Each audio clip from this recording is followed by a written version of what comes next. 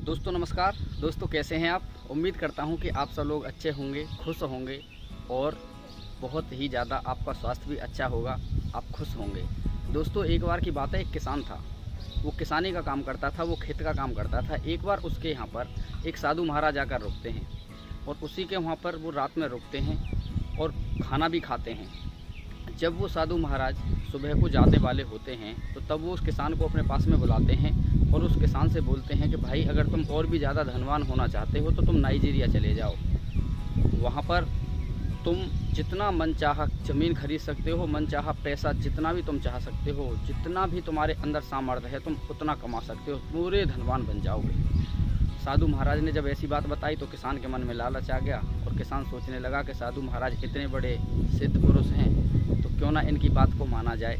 और वहाँ का एड्रेस ले लिया और किसान के पास में जितनी भी ज़मीन थी वो सब ज़मीन बेच दी, घर बेच दिया और पूरा जितना भी धन उसके साथ था उस धन की एक पोटली बांध ली और नाइजीरिया के लिए निकल पड़ा। दोस्तों नाइजीरिया में जब वो वहाँ पर पहुँचा, वहाँ से जहाँ का एड्रेस मिला था उन लोगों से जाकर मिला तो उसने पूछताछ की, जानकारी हासिल की तो जो साधु महाराज ने बताया था वो बात सब सत्य थी। तो अब वो नाइजीरिया के उन लोगों के पास में पहुँच गया जहाँ का महाराज ने पता दिया था और वो जो पूरा जो धन था वो उन लोगों ने उनसे ले लिया और बोला कि ठीक है सुबह के टाइम आ जाना यहाँ पर। तो किसान ने पूरा धन उन लोगों को जमा कर दिया, उन्हीं को सौंप दिया और अगले दिन की प्रतीक्षा कर रहा था। पूरी रात सोया नहीं कि पता नहीं कल क्या होने वाला है।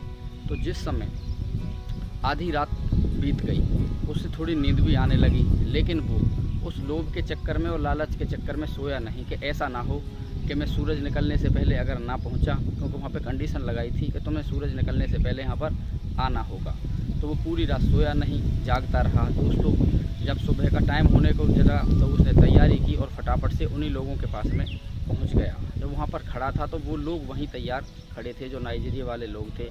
अब उन्होंने बोला कि देखो तुम्हें जहाँ तक नज़र से दिखाई दे रहा है और तुम जितना चल सकते हो, शाम को रिटर्न जहाँ से वापस आओगे जितनी तुम दूरी तय कर दोगे उतनी ज़मीन तुम्हारी हो जाएगी। अब तो किसान बड़ा खुश हुआ। उसने भाई तेज़ तेज़ दौड़ना स्टार्ट कर दिया और वो दौड़ता गया। उसे दौड़ते दौड़ते 11 बज गए, दोपहर हो गया। अब उसे थोड़ी भूख भी लगी थी क्योंकि वो थक गया था, लेकिन वो सोच रहा था कि अगर मैं खाना खाने के लिए बैठ गया तो मेरा 1 घंटा या आधा घंटा बर्बाद हो जाएगा। अगर आधा घंटा या 1 घंटा बर्बाद हो गया तो मैं फिर कम चल पाऊँगा। तो उसने खाना भी नहीं खाया, उस खाने को भी वहीं रख दिया, कुत्तों के सामने डाल दिया और वो फिर दौड़ने लगा। अब उसे दौड़ते दौड़ते 3 बजने वाले थे, शाम होने वाली थी, लेकिन उसके दिमाग में फिर एक बात बैठी थी कि अभी तो मैं थोड़ा और चल सकता हूँ, क्यों ना मैं थोड़ी सी दूरी और तय कर लूँ तो सारी ज़मीन मेरी हो जाएगी। क्योंकि उसको लौटना भी था तो अब धीरे धीरे उसे बॉडी थक चुकी थी, उसके अंदर थकान आ चुकी थी, लेकिन फिर भी वो साहस करके भागा ही जा रहा था। अब तो दोस्तों धीरे धीरे शाम का वक्त आ गया, अब उसे लौटना भी था।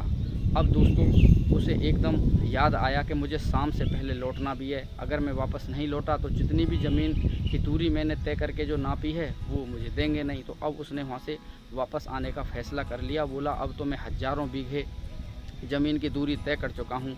दोस्तों वो रिटर्न लौट रहा था, रास्ते में उसे भूख लग रही थी, प्यास लग रही थी, उसका शरीर थक चुका था, अब वो हताश हो चुका था। अब उसे 2 कदम चलना भी भारी हो गया था, लेकिन उसके अंदर एक लालच और एक लोभ बस चुका था, क्योंकि अब उसको वहाँ पर रिटर्न पॉइंट पर आना ही था उन लोगों के पास। अब दोस्तों मुश्किल से आधा किलोमीटर की ही दूरी बची थी। लोग जो वहाँ पर खड़े थे वो उसे आवाज़ लगा रहे थे कि जल्दी करो, बस थोड़ी सी ही दूरी और बाकी है, ये भी तुमको तय करनी है वरना तो तुम अपनी शर्त हार जाओगे। दोस्तों उसने और कोशिश की, वो और 200 मीटर चला जब तक थोड़ा अंधेरा भी हो चुका था, लेकिन दोस्तों थोड़े ही और कदम चलने के बाद वो गिर गया क्योंकि प्यासा था, थक चुका था, खाना भी नहीं खाया था। और 10 कदम की दूरी चलने के बाद ही वो नीचे ज़मीन पर गिर जाता है और वो दोस्तों मर जाता है। अब वो लोग बोले कि काश ये थोड़ा और जल्दी आ जाता या वहाँ से थोड़ा और जल्दी पहले वापस आ जाता तो अपने ये पॉइंट पर आ जाता और ये पूरी शर्त जीत जाता। अब वो नाइजीरिया के जो लोग थे वो आपस में बात कर रहे थे कि हमको यहाँ पर इतने बरस हो गए लेकिन आज तक यहाँ पर कोई भी इस भूमि का मालिक बन ही नहीं पाया। दोस्तों कहानी का सार यही है, क्योंकि वहाँ पर जो भी व्यक्ति जाता था वो सब ऐसा सोचते थे कि पूरी ज़मीन को हम आज ही हासिल कर लें। ऐसा ही हमारे दैनिक जीवन में होता है। हम काम के पीछे भागते रहते हैं, हम इधर उधर दौड़ते रहते हैं, हम ना भगवान को याद करते हैं, ना अपने शरीर की हमको कोई चिंता होती है, बस धन कमाने के पीछे हम दौड़ते रहते हैं। और एक कहावत है कि दुविधा में दोनों गए, माया मिली न राम। दोस्तों, ना तो हम धनवान ही होते हैं, ना हमारे पास पैसा जमा होता है, ना हम कभी खुश रहते हैं, ना हम कभी पेट भर के खाना खाते हैं, और ना ही हमारे पास कभी धन की कोई पूंजी जमा हो पाती है।